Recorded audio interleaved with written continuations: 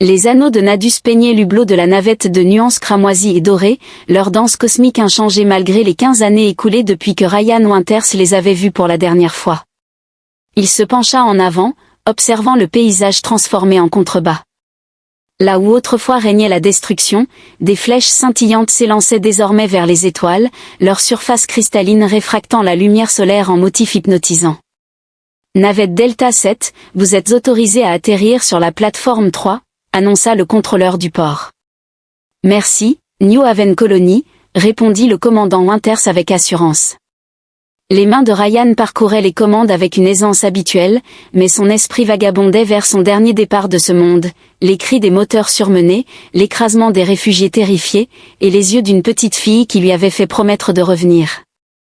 Une promesse qu'il avait toujours eu l'intention de tenir, bien qu'il n'aurait jamais imaginé que ce soit ainsi. L'atterrissage fut fluide malgré la gravité plus légère de la planète. Ryan prit un moment pour ajuster sa tenue diplomatique, une fiction nécessaire pour sa véritable mission ici. Les renseignements suggéraient que l'ancien ennemi se réveillait, et il avait trop combattu pour sauver ses gens pour les laisser affronter cette menace sans préparation. Le comité d'accueil qui l'attendait était plus modeste que ce que le protocole exigeait, seulement 3 figures au lieu de la délégation diplomatique habituelle. 2 portaient les robes formelles des officiels de la colonie, mais c'est la 3e qui attira son attention et refusa de le lâcher. Elle se tenait droite et fière, sa fourrure jaune brillante captant la lumière du soleil comme de l'or filé. Ses traits distinctement félins lui donnaient une aura de beauté éthérée, avec des oreilles pointues qui pivotaient attentivement et de longs cheveux blonds coulant sur ses épaules. Elle avait une autorité indéniable, mais quelque chose dans ses yeux lui semblait étrangement familier. Il reflétait une intelligence farouche qui réveilla ses souvenirs. « Bienvenue à New Haven », dit-elle d'une voix mélodieuse propre à son espèce, mais avec une résonance qui toucha quelque chose en lui. « Je suis Vary, administratrice principale de la colonie. » Elle marqua une pause, ses yeux perçants étudiant son visage. « Bien que, lorsque nous nous sommes rencontrés pour la dernière fois, je n'étais qu'une enfant que vous avez sauvée d'un transport en flammes. » Ryan sentit son masque diplomatique se fissurer. Ce transport. Il s'en souvenait avec une clarté douloureuse, l'une des dernières évacuations avant le retrait de la flotte, remplie d'enfants du centre éducatif de la colonie. Une enfant en particulier avait refusé d'embarquer jusqu'à ce qu'il lui promette de revenir quand les étoiles seraient à nouveau sûres. Vary continua, sa queue se balançant doucement derrière elle. Certains disaient que vous aviez oublié, mais je savais mieux que ça. Les autres officiels échangèrent des regards incertains face à cet écart de protocole. Ryan les remarqua à peine, son esprit tourbillonnant face aux implications. Sur toutes les colonies, avec tous les leaders possibles, quelles étaient les chances que sa mission le ramène à elle? Je me souviens, dit-il finalement, sa voix plus rauque qu'il ne l'aurait voulu. Vous avez aidé à calmer les autres enfants pendant l'évacuation, leur racontant des histoires sur les étoiles. Il hésita. Je ne m'attendais pas. Vous êtes devenu une sacrée leader. Les oreilles de Vary se dressèrent avec intérêt. Peut-être accepteriez-vous de vous joindre à moi pour un repas de division. Il y a beaucoup à discuter, et je me trouve curieuse de savoir ce qui vous a finalement ramené dans nos anneaux. C'était une ouverture diplomatique parfaitement conçue, mêlant histoire personnelle et affaires officielles. C'était aussi dangereux. La mission de Ryan nécessitait de l'objectivité, et s'impliquer personnellement avec la direction de la colonie n'avait jamais fait partie du plan. Mais en regardant Vary, voyant l'écho de cet enfant courageux et la leader confiante qu'elle était devenue, il savait que sa décision était déjà prise. Ce serait un honneur, répondit-il, utilisant une formulation formelle pour masquer son trouble intérieur, bien qu'il soupçonnât qu'ils avaient tous 2 des questions difficiles à aborder. Un léger sourire effleura les lèvres de Vary, dévoilant un soupçon de croc. Les questions importantes le sont rarement, Ryan Winters. Sa queue se courba élégamment. Mais, 15 ans, c'est long pour attendre des réponses. À suivre dans la partie suivante. Vary avait arrangé leur repas dans son étude privée plutôt que dans la salle à manger officielle. La pièce était un mélange frappant de fonctionnalité et de beauté, un mur dominé par des écrans holographiques affichant les statistiques de la colonie, un autre entièrement constitué de cristal, captant la lumière des anneaux de Nadus.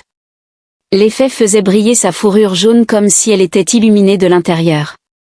Vous prenez toujours du thé de céréales, demanda-t-elle, sortant un récipient orné d'une étagère. Je me souviens que vous aviez partagé le vôtre avec moi pendant l'évacuation. C'était la première fois que je goûtais quelque chose venant de la terre.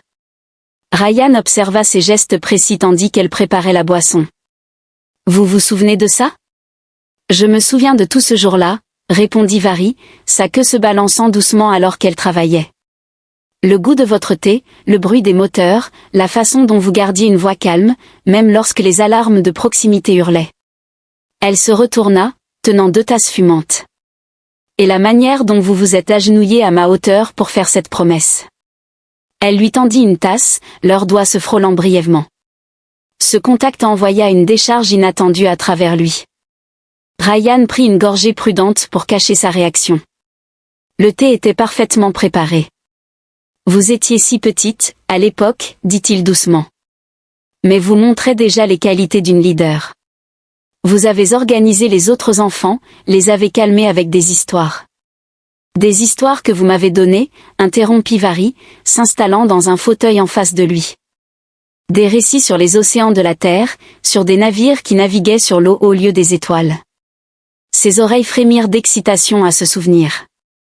J'ai utilisé ces histoires plus tard, vous savez, pendant la reconstruction, pour rappeler aux gens que différents mondes peuvent partager de belles choses. La prise de Ryan sur sa tasse se resserra légèrement. Le rappel de ce que cette colonie avait accompli, de ce qu'elle avait accompli elle-même, alourdissait encore davantage sa mission. En parlant de partage, continua Vary, son ton changeant subtilement, peut-être pourriez-vous me dire pourquoi un pilote de sauvetage décoré se retrouve soudainement en poste diplomatique, surtout avec des dossiers des 15 dernières années aussi mystérieusement lacunaires. Ryan s'était attendu à cela, s'y était préparé. Mais la question directe le prit tout de même légèrement au dépourvu. Vous m'avez enquêté, demanda-t-il. Bien sûr, répondit-elle avec un sourire dévoilant un soupçon de croc. J'enquête sur tout le monde qui vient dans ma colonie. Mais dans votre cas, c'était un intérêt personnel. Ryan posa soigneusement sa tasse. Et qu'avez-vous découvert? Un fantôme, répondit-elle en se penchant en avant, ses yeux fixant intensément son visage. Des apparitions publiques lors d'événements pour vétérans, des missions de conseil qui n'aboutissent jamais, et soudainement, une affectation diplomatique à New Haven. Sa queue bougea lentement, un signe qu'il commençait à reconnaître comme un indicateur de concentration intense. C'est presque comme si quelqu'un voulait s'assurer que vous aviez une raison d'être ici sans attirer l'attention. Le moment s'étira, chargé de questions non dites. Ryan avait été formé pour de telles situations, préparé avec des histoires de couverture. Mais en regardant Vary, se souvenant de la confiance de cet enfant, les mensonges répétés semblaient soudainement faux. Est-ce que ça changerait quelque chose si je disais que je suis ici pour aider, demanda-t-il prudemment. Aider à quoi? Les oreilles de Vary se dressèrent. Nos systèmes de défense sont à la pointe de la technologie, le commerce est florissant, la colonie n'a jamais été aussi stable depuis. Depuis les attaques, termina Ryan doucement. Son expression changea, quelque chose de vulnérable traversant ses traits avant qu'elle ne le masque. Vous savez quelque chose qui vous a fait rompre 15 ans de silence, murmura-t-elle. Ryan hésita, le devoir luttant contre son instinct. Certaines promesses doivent être rompues pour protéger ce qui compte. Elle se déplaça avec la grâce fluide de son espèce, franchissant l'espace entre eux en un instant. Sa main trouva son bras, ses griffes pressant légèrement à travers le tissu. Alors, brisez-les, murmura-t-elle, son visage à quelques centimètres du sien. Brisez-les maintenant, avec moi, avant que ce que vous craignez ne nous brise. La proximité était enivrante, son parfum rappelant l'herbe chauffée au soleil, ses yeux captivant les siens avec une intensité qui accéléra son pouls. Ryan se sentit se pencher légèrement, attiré par une force qu'il ne pouvait nommer. Un son métallique retentit, brisant l'instant. Les oreilles de Vary pivotèrent vers la source, mais elle ne s'écarta pas immédiatement. Le conseil, dit-elle, sa voix contenant une touche de ronronnement. Ils attendent leur briefing quotidien. Nous devrions continuer cela plus tard. Ryan acquiesça, conscient de sa main toujours sur son bras. Oui. Mon jardin privé, après le coucher du soleil, proposa-t-elle. Là où nous pourrons parler plus librement. Le mot portait un poids qui dépassait sa signification simple. Tandis qu'elle se recomposait pour redevenir l'administratrice, Ryan se demanda s'il n'était pas déjà trop impliqué pour que sa mission en réchappe. Vary s'arrêta à la porte, lançant un regard par-dessus son épaule. Et, Ryan, quoi que vous soyez venu protéger ici, rappelez-vous que certains d'entre nous ne sont plus les enfants que vous avez laissés derrière. Vary continuait their meticulous search for any anomaly with inter-system after their meeting. Every scan came back clear on no breach, no probe. She turned to face Ryan fully, her striking feline eyes narrowing. Do you know what they found? Ryan maintained a careful neutrality in his expression. Why don't you tell me? Nothing. Her tell lâchait d'once, betraying her agitation. Not a single probe. Not one attempt to access our networks. Which means that you're the worst spy I've ever encountered. She stepped closer, her sang enveloping him, or you're exactly what you claim to be, so me trying to help. Ryan's voice was kept steady. Those aren't a mutually exclusive possibility. So me team, the best way to help is to stay at arm's length, to observe without interfering. Vary's close traced a featherlight pattern on his arm, her gaze intense. And what have your observation told you? What is it that worry you enough to risk coming back here, knowing it might compromise what their mission brought you? Ryan fooked the instinct to pull her closer, to shield her from what he knew was coming. There are patterns forming in the UT colony, Vary. The same pattern we saw 15 years ago before the attack began, communication disruption, unexplained sensor ghosts, ships vanishing without distress calls. Her ear flattened slightly. You think they're coming back? I think they never really left, Ryan said, his voice heavy with conviction. He turned to face her fully, letting go of any pretense of professional distance. The evacuation wasn't a victory, Vary. It was a strategic withdrawal. They let us go because they weren't ready for a prolonged engagement. And now they are. Her hand rested over his hat, her close barely pressing through his uniform. Is that why you're here? To warn us? Partly, he admitted. She and moved instinctively, cupping her face. Her fur was impossibly soft against his palm. But I think I'm here because the thought of you facing this alone was worse than any consequence of coming back. Her pure deepened, resonating low and subsonic. I'm not alone, she whispered. Not anymore. The kiss was inevitable, a culmination of 15 years of memory and the tension building between them.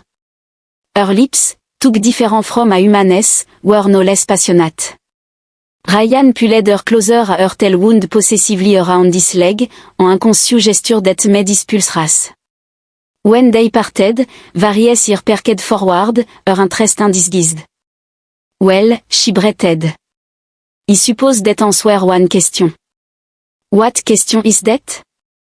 Her smile revealed just a half fang. Whether the attraction he felt was one-sided.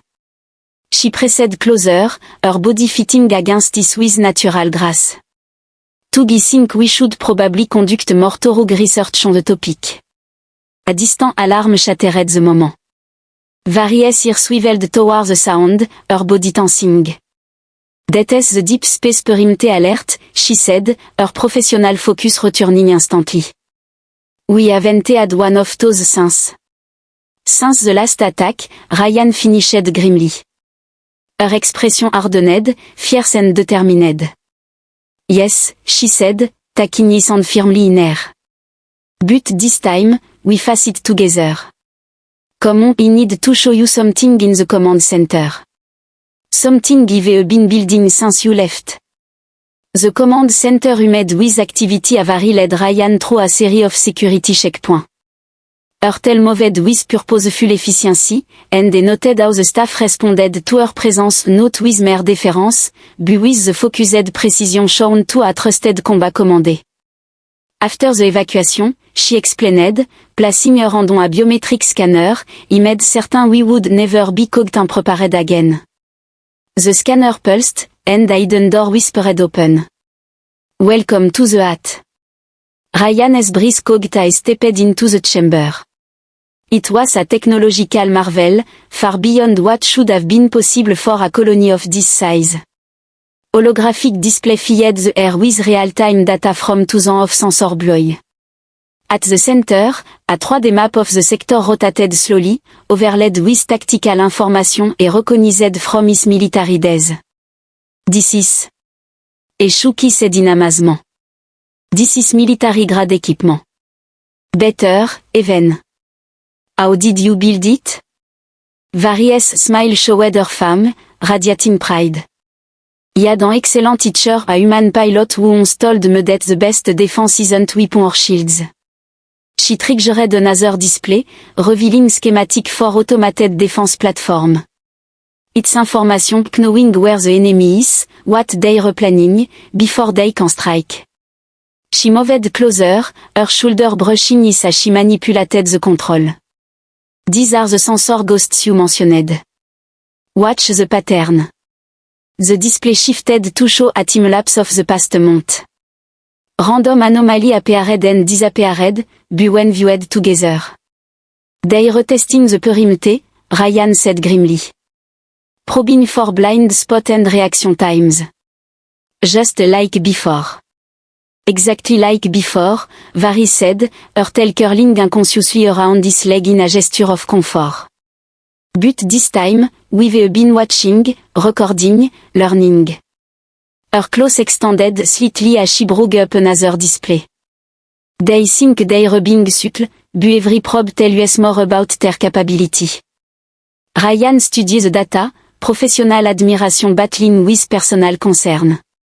This is incredible work, but it make you a target. If they release how much you know, they'll come for us. Her log was low and dangerous. Good. Let them try. I'm not that frightened child anymore, Ryan. And New Haven isn't the help colony it once was. The pride in her voice tightened his chest. No, you're definitely not that child anymore. Their eyes met, her pupil dilating slightly. The tension between them was palpable, but before either could speak furte, the alarm flared red. Multiple contacts emerging from fold space. A technician shouted. 7 ships, Vary reported, her voice steady despite her quick and breathing. Massive energy signature, but they're running dark, no transpondé, no recognition code. Just like last time. Ryan moved to the tactical display, his whole training taking over. They'll try to overwhelm the UT defense with simultaneous strike. That's what they expect, Vary said, her claws dancing across the control. But he didn't spend 15 years building pretty lights and sensor buoy. The Lazarus protocol activated, and the command center erupted into coordinated activity. Defense platform and drone squadron emerged from hidden location, their movement swift and precise. Beautiful, isn't it? Vary said, her tail swaying with satisfaction. 15 years of preparation, all leading to this moment. Ryan's admiration was evident as he turned to her. You've built something incredible, Vary. And now? I'm here to help. She smiled, her fang glinting. Then let's show them what New Haven is truly capable of. The enemy ships accelerated, their formation splitting into 3 attack vectors, classic divide conquer tactique. They still think we're defenseless prey, Vary noted, her claws moving deftly across the holographic control. Her predatory smile returned. Shall we show them just how much we've learned? Ryan watched in a way as Vary activated the full capability of the Lazarus protocol. Hundreds of encrypted command shot through subspace, awakening defensive system hidden across the sector. The tactical display came alive with automated platform, drone squadron, and electronic warfare suite, all converging into a coordinated defense network. This is brilliant, Ryan said, professional admiration thick in his voice. But they'll adapt once they release how much stronger you've become. Let them, Vary replié, hurtle brushing against his leg in a comforting gesture. Every move they make will only help us understand them better. The enemy ships began their assault, sending wave of energy blast towards the colonies out defense. But instead of chaos, the new haven system responded with synchronized precision. Energy shields absorbed the brunt of the attack, while automated platform fired back with deadly accuracy. Their shifting tactic, Ryan said, pointing to the display. They're trying to focus on your sensor hub. If they can blind you. They won't, Vary interrupted, triggering a countermeasure. Drone swarm emerged from hidden hangar, intercepting the enemy projectile and striking back at their ships. The battle was fierce but controlled, the defensive strategy outpacing the attacker aggression. Suddenly, a new alert appeared on the display. They're deploying ground units, Ryan said, his voice sharp. They're going after the colony directly. Vary's ear flattened, her expression darkening. Coward. They know they can't win in space, so they'll try to sow chaos on the ground. Ryan turned to her, his jaw set. We need to intercept them before they reach the civilian zone. She nodded, already issuing order to the colony's ground force. He'll lead the defense. Not alone, Ryan said firmly. I'm coming with you. For a moment, Vary hesitated, her eyes searching his face. Then she nodded. Very well. Let's show them that New Haven fight together. The colony's surface was a blur of organized chaos as Ryan and Vary arrived at the forward command post. Alien transport were descending, disgorging enemy troops that moved with unsettling precision. They're fast, Ryan observed, his hand resting instinctively on the weapon Ed initiated. But not fast enough, Vary countered, her voice calm despite the tension. Deploy the defense drone and fortify a choke point. We'll pin them down before they can spread out. Under her command, the colony's force moved with clockwork efficiency. Ryan couldn't help but admire her leadership. This wasn't the frightened child they had rescued all those years ago. As the battle raged, Ryan and Vary fought side by side, their movements instinctively in sync. The enemy's advance faltered under the relentless pressure of New Haven's defense. We've pushed them back, Ryan said, glancing at the tactical display on his wrist. For now, Vary replied, her breathing steady despite the exertion. But this is just the beginning. They'll regroup and try again. Ryan nodded, his expression grim. Then we'll be ready. Together. Vary turned to him, her tail flicking softly. You've always had a way of making impossible situations seem manageable. And you've turned this colony into something extraordinary, Vary, Ryan said, his voice full of genuine admiration. I'm proud of you. Her ear flicked forward, and a small smile played on her lips. Let's make sure we give them nothing to be proud of. As they prepared for the next wave, Ryan felt a renewed sense of purpose. He wasn't just here to fulfill a mission, he was here to fight for something greater, to protect the bond that had grown between him and Vary over years and light years. Together, they would face whatever came next.